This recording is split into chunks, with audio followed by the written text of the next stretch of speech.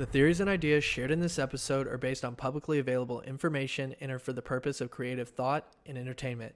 The topics we discuss are our own opinions and purely speculative. Our aim is to explore claims made by prominent individuals, verify them best as we can, and discuss their potential reality. We're just two regular dudes who are fascinated by this phenomena. Enjoy the conversation.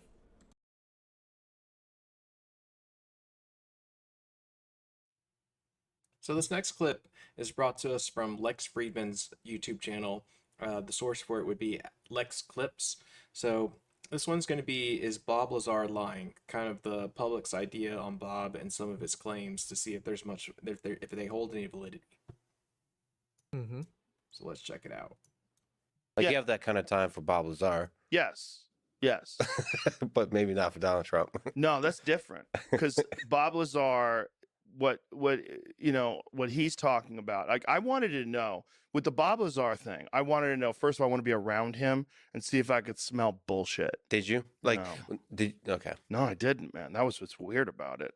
Not only did I not smell bullshit, I went over all of his interviews. He hasn't done a lot, but he's done enough, and he's done them over the course of 30 plus years, and it's alarming how consistent his story is, which is really weird when you think about you're talking about back engineering alien crafts and working on a top secret government test site that's carved into the side of a mountain and to camouflage it from satellites. It's such a wacky story, but the guy really did work at Los Alamos Labs. He really is a propulsions expert. He really is a scientist. Did he really work on back engineering UFOs? I don't know. But the way he described their motion is exactly like what's been observed by some of these pilots that have these videos that they've captured. And I just love that, like NASA, I've been hearing from a bunch of folks they're legitimately like funding research, and there's people really taking this seriously of UFO sightings, investigating them, Yeah. like adding more and more sensors to collect data from just observing at Yeah. higher and higher definitions. It's cool to finally see that. And he was one of the early people, whether he's full of shit or not, that kind of forced people to start taking these topics seriously. Or at least force people to have conversations about them and maybe attempt to debunk them because it seems so preposterous, but then get sucked down the rabbit hole and start going, maybe. Well, it's the thing is like the Fermi paradox, like where are they, right? And when you take into account just the sheer raw numbers, the vast majority of people objectively assume that there is life out there. The vast majority. Well, if you really take into account what we understand about the universe itself, what we understand about the concept of infinity, and the way Neil deGrasse Tyson has explained it to me is that not only are there life forms out there, but there's you. You are out there. Infinity is so large that Lex Friedman exists, and doesn't just exist, but exists an infinite number of times. Like the amount of interactions that cells and molecules, the same exact interactions that have happened here on Earth have happened in the exact same order an infinite number of times in the cosmos. Yeah, that's really cool. I like how Lex at first goes, "You believe Bob Lazar?" Like he's just questionable about Bob and his claims. Mm-hmm. But yeah, I mean, Rogan kind of summed it up perfectly, in my opinion. I've seen his interviews. He's consistent. Well, he is a propulsions expert. He is a scientist. Now, did he work on alien craft? I don't know. I can't say for sure, but all I can say is this guy is persistent.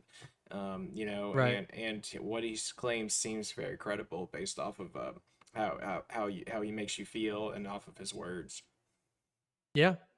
Yeah, and kind of what I said earlier is if this is a hoax, it's a pretty good one because he seems like that, he is a propulsion expert. And he really does know what he's talking about in a lot of this stuff.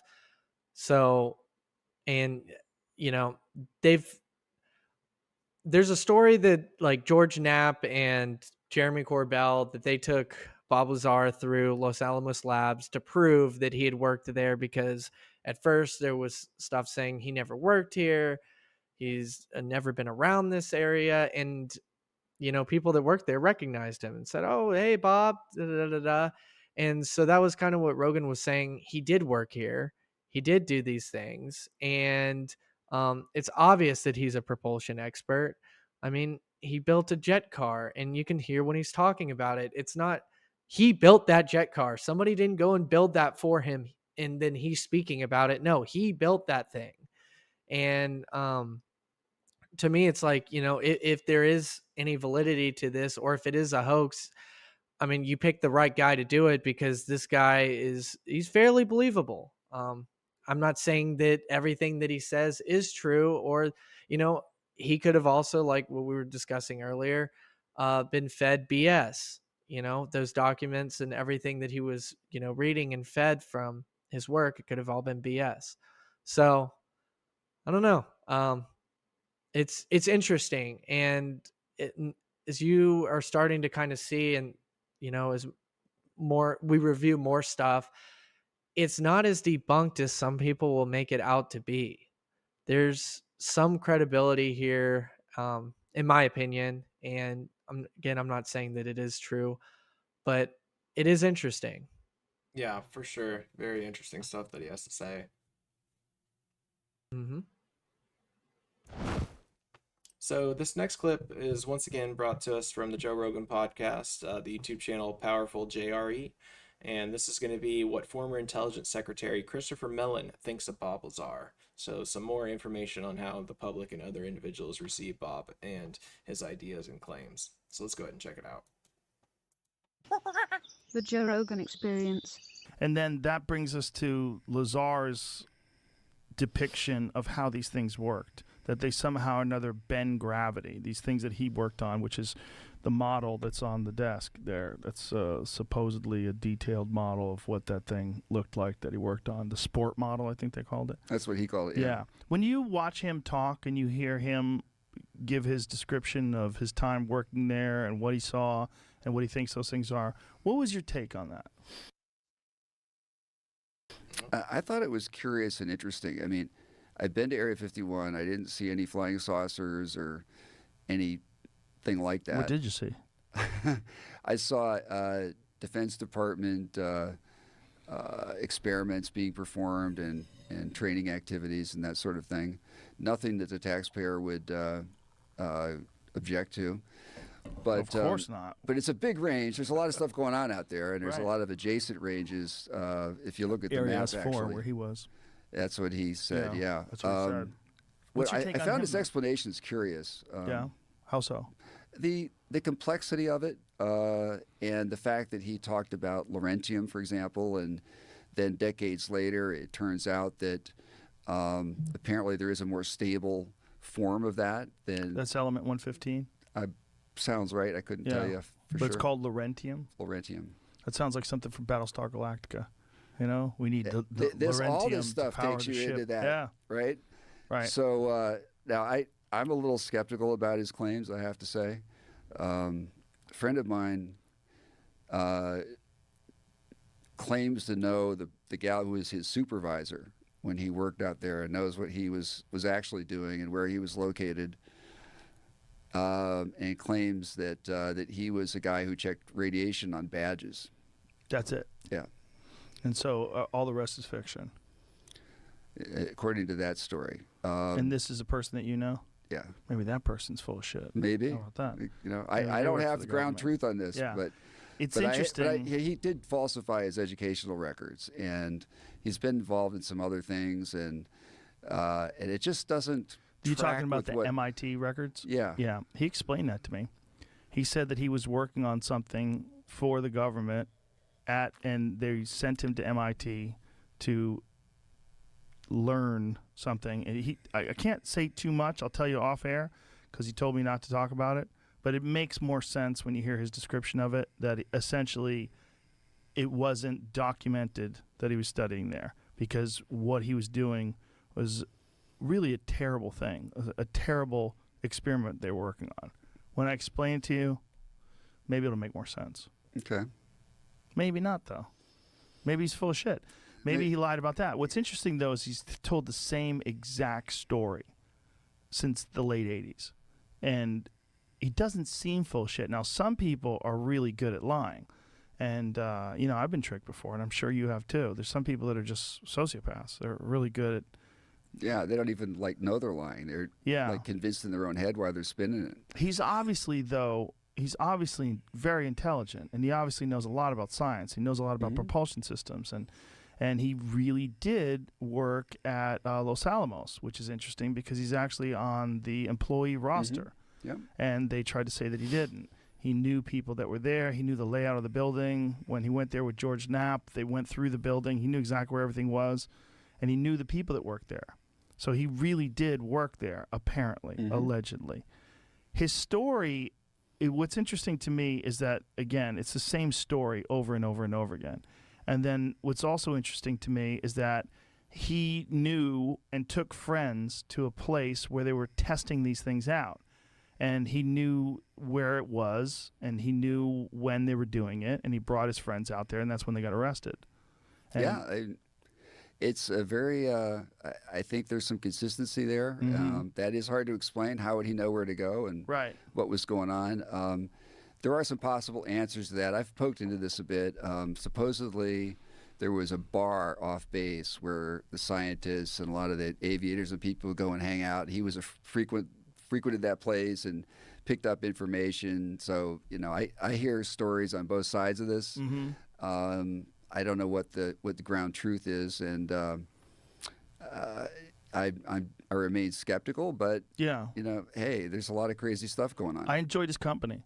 I went to dinner with him and Jeremy, and I talked to him for several hours on the podcast and off the podcast.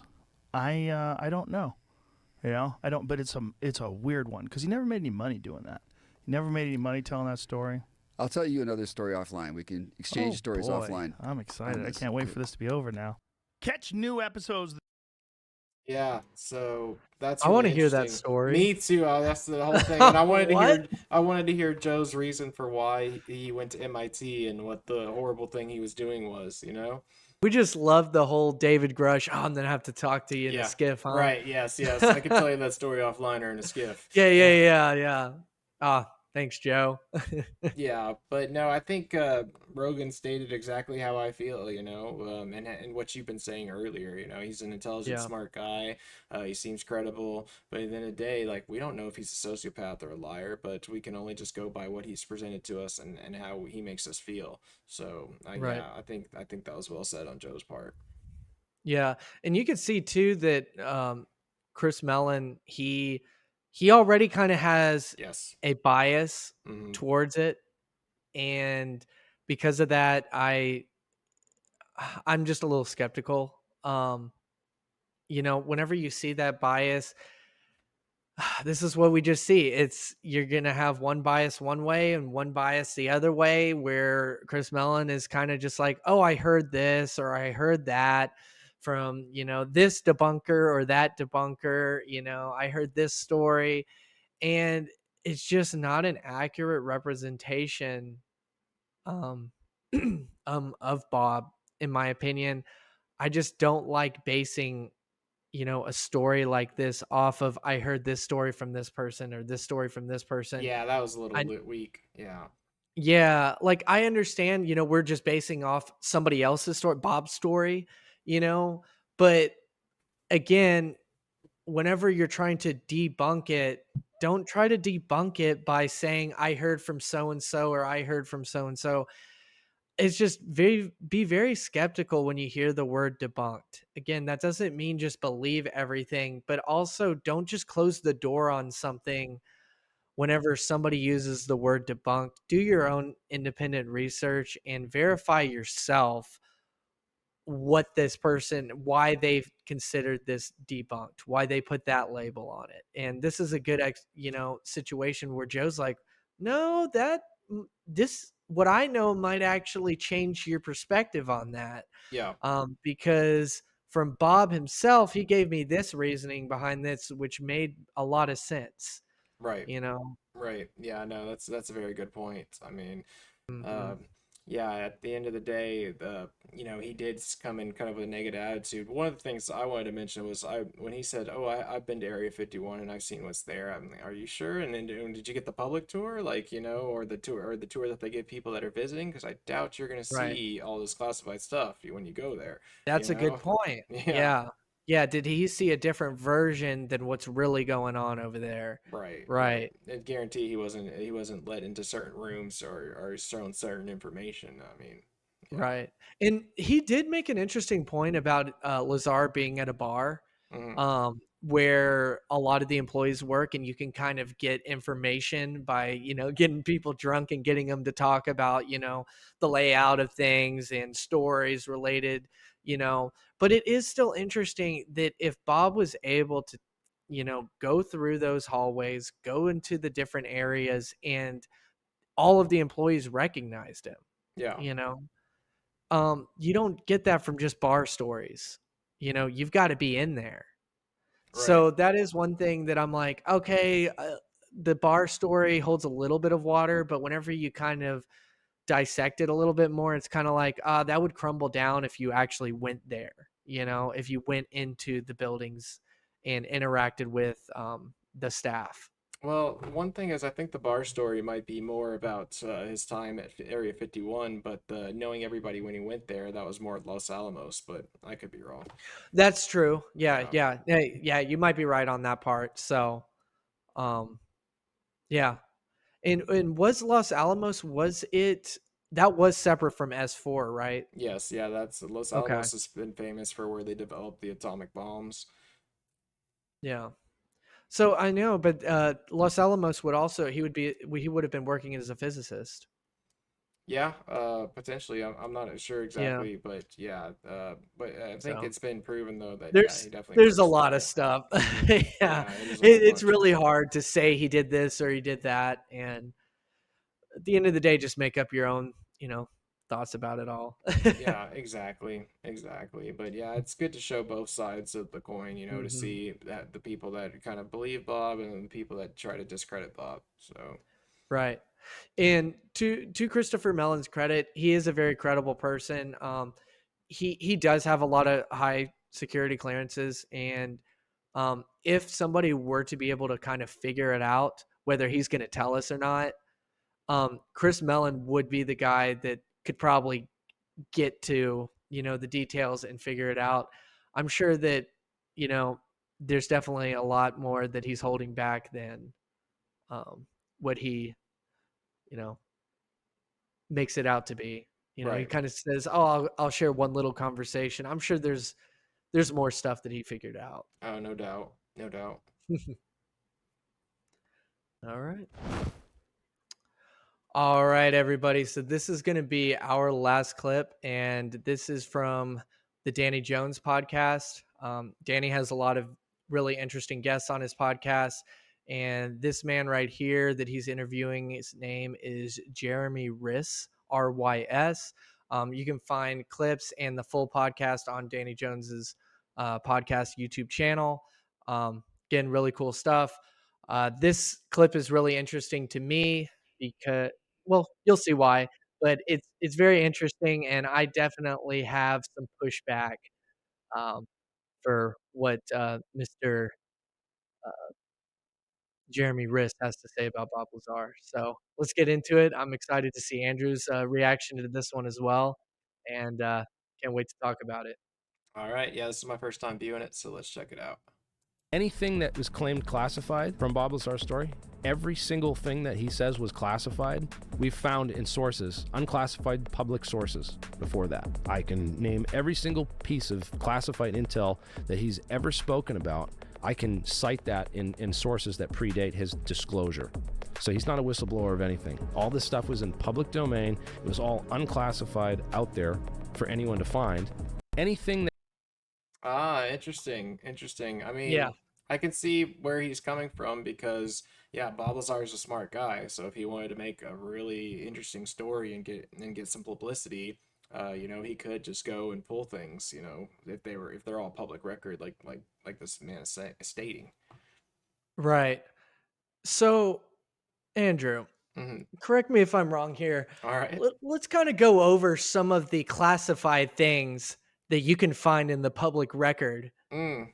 Well, I mean, So, can you find anything about alien spaceships in the public record that outside can of we what find any of that? outside of what the government's told us in the last couple of years, no. But even they won't call Hmm. them, alien craft. They're just, UAPs, the unknown. You know. Yeah. What about them using element 115 in the government and for these propulsion systems? There's so many things that this is the kind of stuff that whenever I talked about originally, I was a little skeptical of this all because it it was riddled with debunked theory, or everybody was saying that a lot of this stuff was debunked and that his education was debunked, him being a physicist was debunked, him working at these places was debunked, um, claims that he had made have been debunked, debunked, debunked, debunked. And when you look into the stuff that apparently is debunked, there is still an open door for a lot of this. I'm not saying that it's true. Yeah. But whenever you just use that label of debunked, it is so misleading and frustrating at times where it's like how much we've gone over some clips where he talks about some extraordinary things, Right. and none of this stuff is publicly available that we've Yeah. been looking at. That was going to be my next comment is, what specific things has Bob said, and then where are you getting the information that has been public record? Because it's easy for me to make those claims too. Like Ross is, everything Ross has told me is is out on public record, so therefore his claims aren't valid. If I just say that, that's just a blanket statement without anything to prove it. You can say that all day. Yeah. Yeah, and just I don't know. I don't mean to be like be burning old Jeremy here at the stake or anything. I'm Yeah. but it's just like, and if you watch, a larger clip of him, I mean, he just roasts Lazar, and some of the explanations that he uses, he just seems like, he seems like a narc to me. Like he Mm, just gives me narc vibes of like this guy is 100% trying to discredit Lazar and just not even giving both sides of the story, like only listing a bunch of negatives about him. And again, I would love to see where he finds in the public domain how propulsion systems work with element 115 and these alien spacecrafts. I'd love to find in the public records where all of these claims that Lazar has made can be found, yeah. that make him not a whistleblower and somebody who's I'd love to find all this classified information that's publicly available because I haven't found any of that. I'd love to see what an alien spaceship is, made out of, and the anti-gravity, how anti-gravity fields work, and all that. Obviously, I'm pretty heated about Well, his explanation, but man, dude, like that is just not true. Like this is oh man, dude, I just do not like when people do that. Well, I will say Bob Lazar seems to be very polarizing when it comes to the Mhm. community and people that are interested in this information. I've seen hour-plus long videos of just Bob Lazar debunked, so it is really interesting how some people take this and just run with either yes he's full of it, no he's not. It's just it's interesting to see how he's received in the community at least. Yeah. Yeah, well, I'll end on that. I think the audience and everybody got a pretty good idea of how I feel about that comment. And Yeah, again, I'm not saying that Bob's Lazar's claims are valid. right. I'm just saying that some of these debunkers and some of these people that are pushing the narrative that a lot of this stuff is not true or whatever, it it doesn't hold a lot of water. It's a very lazy way of saying that this guy is not credible. Yeah, in my opinion. I mean, it's easy to label somebody, especially when they're making these big claims, and then just put them in a box and say, nope, I'm not going to believe anything they say because maybe one thing they say they stumbled on, or was proven to be factual later. But yeah, I mean, it's at the end of the day, you've got to form your own opinions. But I don't think it's good to go in with that mindset of, oh, everything this guy says is wrong, because people are not like that. Right. All right, guys. So this is the wrap up of the episode about Bob Lazar. At the end of the day, I still feel the same way. Some of what Bob says, I have a little bit of a hard time swallowing, but he is an intelligent, well-spoken man. His story has not really changed over all these years. So it's up to you to formulate your own opinions on Bob. And I do encourage you to go look into more of his interviews, at the very least, like maybe the full Rogan podcast interview. Um, Mhm. but yeah, it's interesting stuff. And for someone who makes a claim that they worked on, tried to back engineer or reverse engineer a bunch of alien craft, or non-human craft, if we want to get technical, it is just fascinating to think. And so, yeah, Yep. I just want to say appreciate you for watching this too. So, what about you, Ross? What do you have to say about Bob at the end of the day? Yeah, I mean, I've put a lot of my thoughts on it, and just because I feel that way about it, I don't want viewers to feel like that they should take, you know, my opinions as gold or anything, and you know, come up with your own thoughts on it. He's really interesting. I suggest doing your own research to verify this for yourself as well. We did our best to kind of present both sides of it, but my big takeaway from this is just be careful when you hear the word debunked. And that really kind of irritated me, that the more that I looked into some of this stuff, that it really was not debunked. Now, it was not verified, and I'm not saying don't try to verify some of these claims to the best that, to the best of your ability. I think you should try to, verify anything that you hear, but it just seemed like that this case specifically, and there were similar cases with the Elizondo situation, that it just seemed like that there was this big debunk party going out there, and it was like it just wasn't, they didn't have all the information to debunk it fully Right. as they made it out to be. And just be cautious when you hear that in anything, not just in this subject, but in anything. Do try to your best to do your own individual research or independent research on this, because um yeah, I mean, I could go on and on about it, but We could tell. but yeah, but yeah, it's really interesting. I found a lot of his stuff very interesting. The Rogan podcast, like Andrew said, it's a very interesting podcast. If you found some of our clips intriguing, the full episode is a great watch. I really enjoyed researching this and just kind of hearing some of the things. Next week, we're going to talk about Danny Sheehan, and Danny Sheehan actually mentions S4 a couple times. So kind of interesting stuff there. Yeah, very, very interesting stuff by old Bob Lazar. And yeah, again, like Andrew said, if you guys enjoyed watching this, please like, comment, share, subscribe.